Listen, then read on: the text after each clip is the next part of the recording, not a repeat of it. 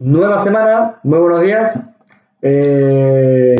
Última semana de este tema. Última semana mía, si no recuerdo mal. Terminamos el tema 15 y os dejaré con Santiago ya el tema 16, un poco para que lo veáis. Y a selectividad sin miedo, sin duda. Sin miedo, sin duda. El trabajo dará sus frutos, no os quepa duda. Bien, vemos hoy lunes, martes y miércoles estos últimos puntos del tema 15, que son el 8, el 9 y el 10.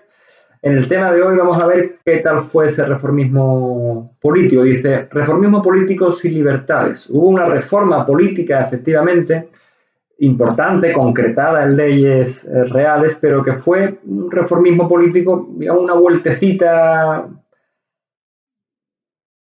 no tampoco de tuerca, pero bueno, fue porque no se abría a, pues eso, es un reformismo político sin libertades, ¿vale? Se hacen una serie de leyes, pero que o bien ahondan en lo que ya hay, o bien no transforman en absoluto esta cuestión. Bien. Dice el punto 1 se llama el limitado reformismo de los tecnócratas.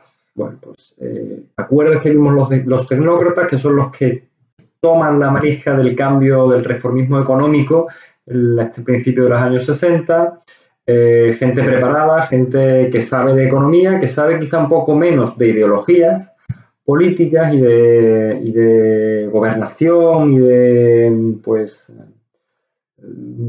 tema militar, pero que están muy preparados en cuanto a lo profesional.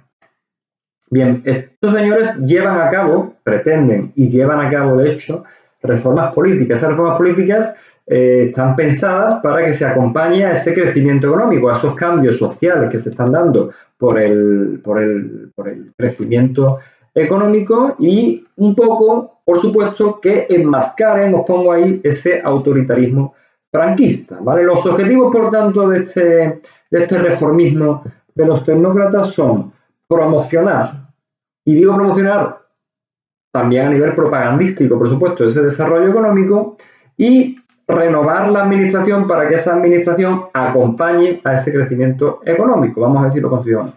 Renovar un poco las leyes y las instituciones, etc. Quiere decir, y es un buen resumen, apuestan por la prosperidad como sustituta de las libertades, ¿vale? Lo que hablábamos la semana pasada en cuanto a que en cuanto a que cuando a la gente le va bien, pues le da un poco más igual que tener menos libertades o no se acuerda de que no tiene libertades, que es lo que te pasa a ti y no me pasa a mí hoy en día, que nos tienen anestesiados y no te das cuenta de que te están quitando poco a poco la libertad y la dignidad de ser humano, que no te enteras. Bueno, esto pasa un tupido velo.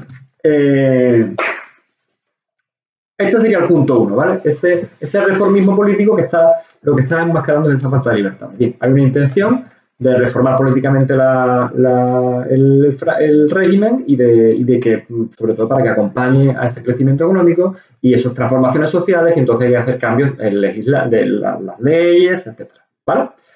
Todo para enmascarar un poco esa falta de libertad de las cuales no querían moverse, porque los tecnócratas, ese gobierno tecnócrata sigue siendo un gobierno de Franco, ese gobierno tecnócrata no es para nada aperturista. Una cosa es que hayan decidido la apertura económica a Europa y a los mercados internacionales porque era necesario, porque si no, quebraba la economía española, y otra cosa es que ellos socialmente y políticamente crean en una apertura de las libertades o de las... ¿me explico? Esto que quede muy claro, ¿eh?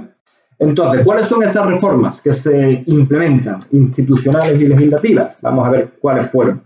Pues mira, primero que nada, el TOP, el Tribunal de Orden Público. Pues esto es un tribunal que se crea para que los delitos políticos que antes eran derimidos, ¿no? Se diría, ¿no? Los llevaba un delito político, los llevaba la jurisdicción militar, los tribunales militares, pues ahora los delitos políticos los va a llevar una institución que es el Tribunal de Orden Público, el TOP, que es civil, ¿vale? Una jurisdicción civil, no militar. Ese es el cambio de forma, pero que en el fondo no hay ningún cambio porque la represión sigue siendo la misma, ¿entiendes? Y pues eso, la represión en los que políticamente no piensan como yo es exactamente igual, ¿vale? El Tribunal de Orden Público, el TOP, la Ley de Bases de la Seguridad Social, bueno, pues no está mal, ¿no? En el 67 ya pues tuvo un montón de problemas esta Ley de Bases, fíjate si eran cerrados y eran poco aperturistas, que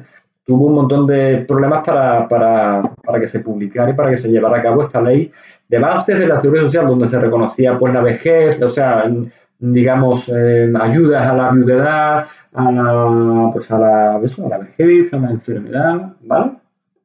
Un poco iniciando, dice vuestro libro, los primeros brotes de ese estado del bienestar en el cual ahora estamos absolutamente sumidos y que un pequeño virus nos deja caos.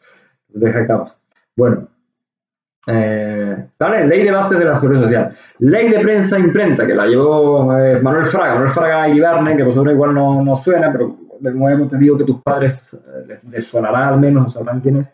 Manuel Fraga Iribarne, que fue de los primeros presidentes que tuvo Alianza Popular, el partido de derechas que hoy luego se transformó en lo que hoy en día es Partido Popular. Pues si yo no recuerdo mal, Fraga fue el primer presidente de Alianza Popular. Después vino Hernández Mancha, en fin.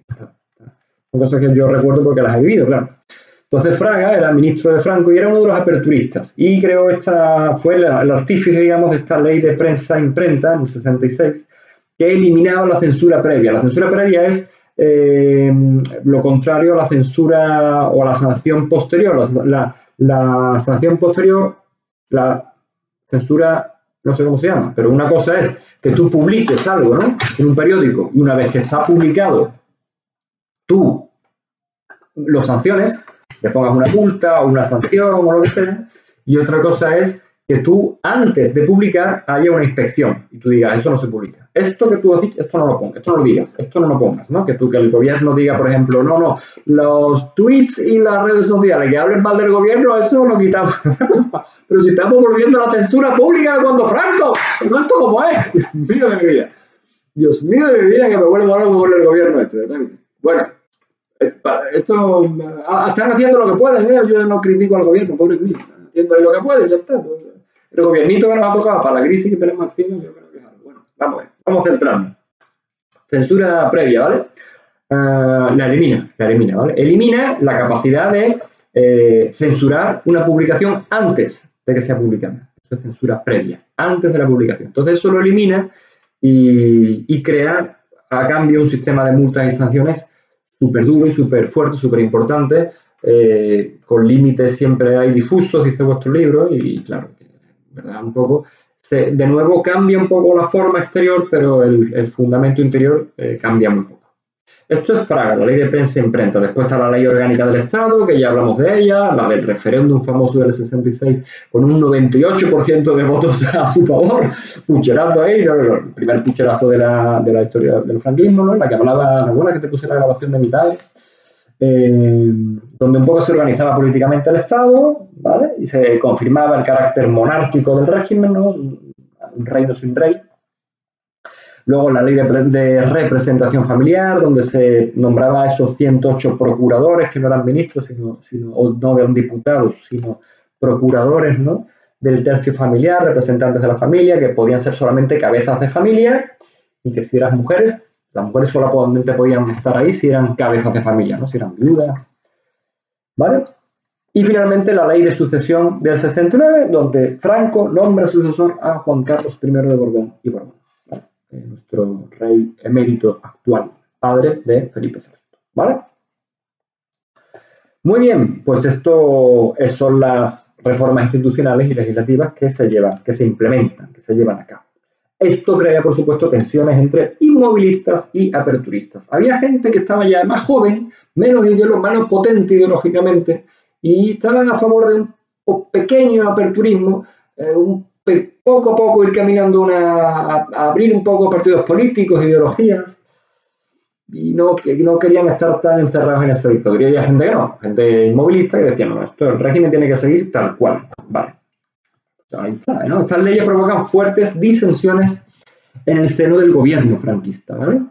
ya te digo, esa ley de bases de la seguridad social que quedó bloqueada durante 3 años, la ley sindical que dio un montón de problemas, ya no se llegó a aprobar porque además, ya lo veremos más adelante, el sindicato ya estaba por ahí, comisiones obreras funcionando clandestinamente y se metía en el sindicato oficial o aprovechaba las elecciones en ese sindicato oficial para poder empezar a tener representación.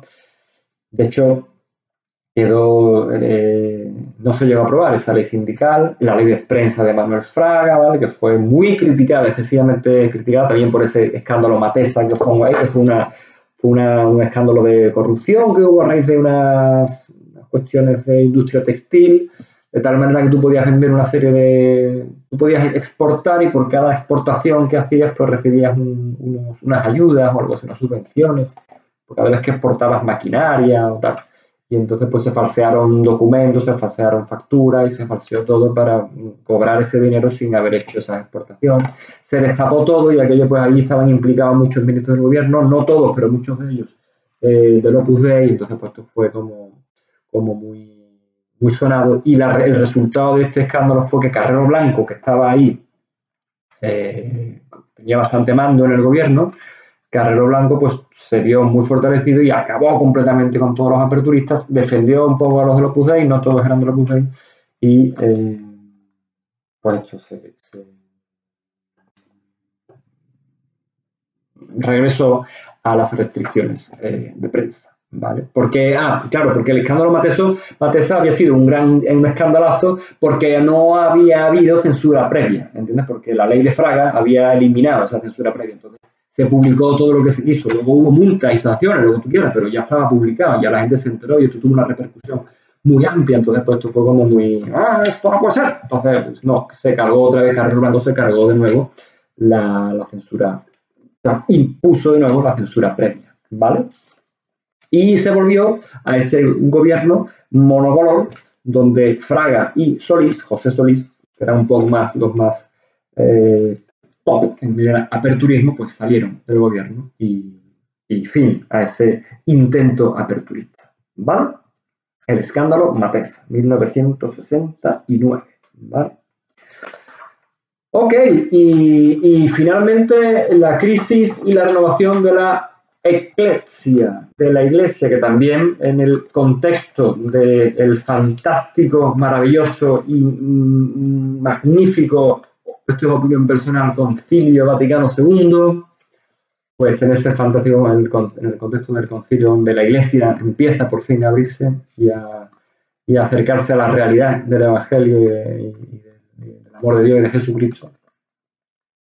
Pues en ese contexto de renovación de la Iglesia, pues la Iglesia Católica que era de todo, menos pero cristiana, una Iglesia rancia y religiosona y ¿no? Los pecados que tenemos los que pertenecemos a la Iglesia, pues se renueva. Ahí hay un nombre, Cardenal Vicente Enrique de Arancón, que fue nombrado por la Santa Sede para llevar a cabo esta renovación, que tuvo un montón de problemas, pero bueno, que al final el hombre hizo lo que pudo, siempre en el marco del Concilio Vaticano II, que se terminó en 1965. Pues la Iglesia por fin se posicionó al lado de la gente libre, al lado de los demócratas, al lado muchas veces de los obreros, ¿no? Y por supuesto por fin abogó por una reconciliación política. Tenéis por ahí un documento muy chulo en vuestro libro que yo no lo conocí, que es ese documento donde los obispos piden perdón, ¿verdad? Lo tenéis por ahí, yo no lo voy a encontrar ahora, pero por ahí está. ¿El tema 15? Sí. Vale, miradlo, está en la página... El punto 8 en la página. A mí me gustan estas cosas porque yo soy un poco así, pero a ti igual no te interesa nada. Pero la Iglesia pide perdón, ¿verdad? Y la Iglesia pidió perdón por no haber luchado más por la reconciliación después de la guerra. Como tantas veces he dicho, lo que peor se gestionó después de la guerra fue la victoria por parte del régimen y por parte de instituciones tan importantes y tan clave como la Iglesia. Bueno, pues, esto es así. Por fin piden perdón y nada. Y aparte dice, bueno, es que claro, no tenía más remedio la Iglesia porque estaba también en crisis, no había vocaciones, la sociedad se estaba secularizando, estaba perdiendo influencia a nivel político, ¿verdad? Había descenso de las vocaciones, había cada vez menos curas, ¿sí? La gente empezaba a dejar de ir a las iglesias. Así es que la Iglesia vio claramente que tenía que renovarse, ¿vale? Bueno, 14 minutillos. Este es el tema del punto 8, donde hemos visto un poco ese reformismo político pero sin libertad, ese intento de reforma, ese intento de aperturismo y concretan una serie de leyes que cambian un poco la envoltura, el envoltorio, pero que al fondo siguen siendo lo mismo, como ese intento aperturista queda en nada y como la Iglesia se va renovando también, ¿vale? Ese intento de reformismo. Seguimos mañana para terminar este tema. ¡Chao!